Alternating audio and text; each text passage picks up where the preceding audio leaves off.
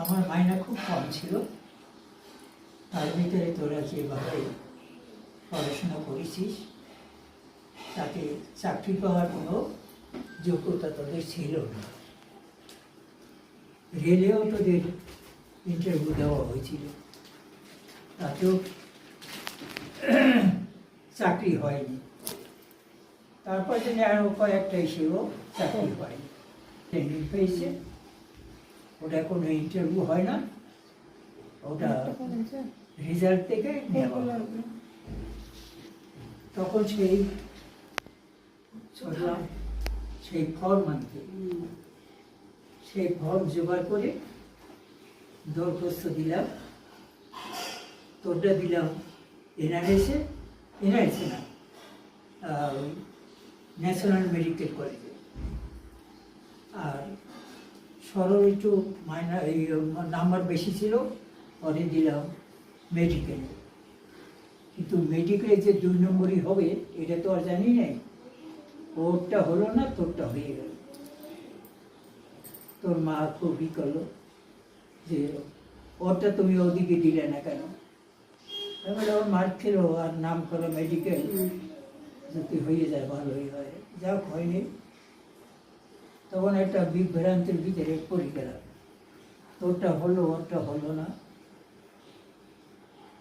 তখন অফিসে বদ্রীনাথকে আমার কথা জানতে পেরে যে তুমি আমাকে বললে না কেন, আমি পিজিতে করে দিতাম। বলে আমি তো জানি না তুমি যে পিজিতে থাকো। বলে ওখানে তো আমি নাচ দেখাই, নাচ পড়াই, ওখানে আমার হোল্ড আছে, তোমার যারা বাকি আছে তাদের নাম দিয়ে দিও, আমি করে দেব। তখন সরমার নামটা দিলাম, শ্যামার নামটা শ্যামা বললো যে আমি ও চাকরি করবো না, আমি রক্ত দেখতে পারি না। দিদি, হ্যাঁ দিদি, দিদি এই স্বপ্না। তখন তো বলে যে না করিস তাহলে আর কি করা যাবে, তাহলে ও অর্ডার দিয়ে দিই।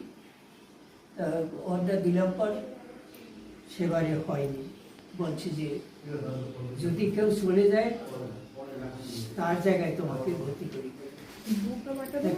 যারা ভর্তি হইতে চাইছে কেউ চাকরি ছাড়ে,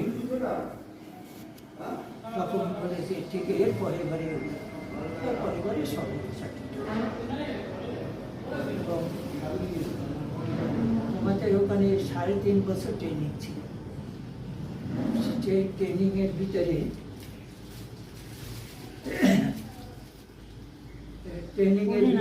হ্যাঁ তোমাদের ওখানে খাদ্যের ব্যাপার ছিল। তখন চালটা কেরাসিনটা আমি অফিস থেকে দৌড়িয়ে এসে কেরাসিনটা আনতাম। তখন ট্রেনেও নিয়ে আসতাম, ট্রেনে কেউ ধরতো না, লোকজন ছিল কম ছিল। সেই কেরাসিন নিয়ে আবার ছড়তাম সেই হসপিটালে। অফিসেও বলে দিতাম যে আমার একটু আসতে দেরি হবে, আমি এটা দিয়ে আবার চলে আসবো। এভাবে তোমাদের ওই ট্রেনিংটা হয়েছিল। যতদূর আমার যা মনে পড়ে আমি তো এইটুই জানি। এবং তোমার ট্রেনিংটা কত হয়েছিল এটা কুচবিহারে তো জলপাইগুড়িতে। আর ও ট্রেনিংটা হচ্ছিল তুমি কোথায় যদি পড়েছিল ওই যে সাউথ লেবুতলা, কি লেবুতলা পিজিতে, হ্যাঁ পিজিতে না, সেইখানে কিছুদিন ট্রেনিং করছিল। তারপরে সে ওর লেডি ড্যাফরিন বোধ হয়, তখন তো সেই ও ট্রেনিং পাওয়ার পরে ও তখন আবার হলো বর্ধমান ডিস্ট্রিক্টে। সে কোথায়, সে বর্ধমান, সেই বাহাদুরপুর তো চিনি না, বাহাদুরপুর কোথায়। সেদিন আর বলে যে আর আজকে আর হবে না, কালকে হবে। আমি তখন কি করবো, ওর মালপত্র সেইখানটায় রাত্রিটা ছিলাম। আবার পরের দিন আবার সেই গেলাম সেই বর্ধমানে। সেই বর্ধমানে যাইয়ে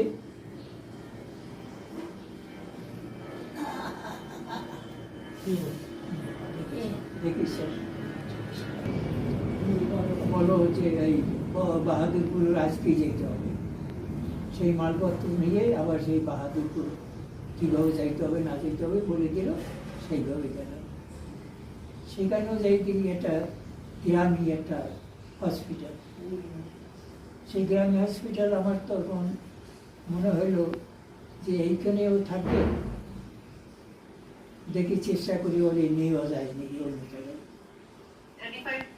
তখন বর্তমানে 2-3 বার গেছি, ওরা বলে 3 বছরের আগে কোনো নেওয়া যাবে না, এদিক ওদিক 3 বছর হইলে আপনি বলবেন, আমি করে দেবো।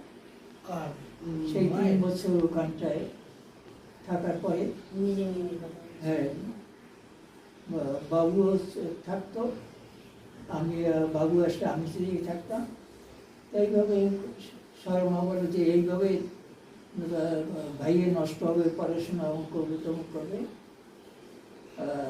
ঠিক আছে আমি একাই থাকতে পারি, তাহলে তুই থাকতে পারিস তাই থাক। এই পর্যন্ত খুব হইল আর কি। তারপরে তো পাস করার পরে ট্রেনিং থেকে তো আবার ওই জলপাইগুড়ি থেকে চলে আসলাম। হ্যাঁ,